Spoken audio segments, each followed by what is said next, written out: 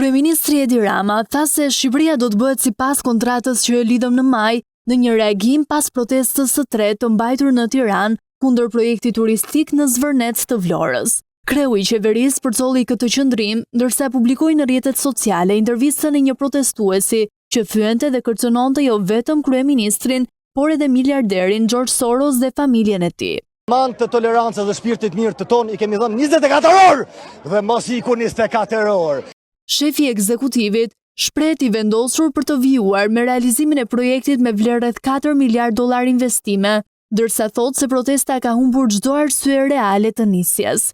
Me ndjesën për këtë video kartolinë të pazakonshme nga Shqipëria e shqiptarëve, e duke u siguruar të gjithëve se Shqipëria do të bëhet sipas kontratës që kemi lidhur për herën e 4 në majin e shkuar me 800.000 e kusur shqiptar këtu e nëpër botë, pavarësisht se ç'na thonë e ç'na duan, këta shqiptarët që e din Shqipërinë, pengun e verbërisë së tyre dhe atë dhe dashurinë po diun për të shar me libër shtëpie tradhtarët e armiqt imagjinar të Shqipërisë. Ju uroj një ditë të mbar me një përqafim të veçantë për ata të miq që kanë mbetur akoma pengi një proteste, të së cilës i ka humbur çdo arsye reale e nisjes. Kryeministri të martën, në krah të presidentit të Këshillit Evropian, bëri të qartë qëndrimin se projekti turistik në Zvërnec do të ecë përpara sa koha do të jetë në krye të qeverisë, ndërsa tha se mbështet dhe nxit çdo hetim nga SPAK mbi dyshimet për abuzime. Më herët, shefi i ekzekutivit ka deklaruar se investimi do të garantojë standardet më të larta europiane për projekte të ngjashme. Protesta para kryeministrisë nisi e nxitur nga dhunimi i një qytetari nga punonjësit e një kompanie private,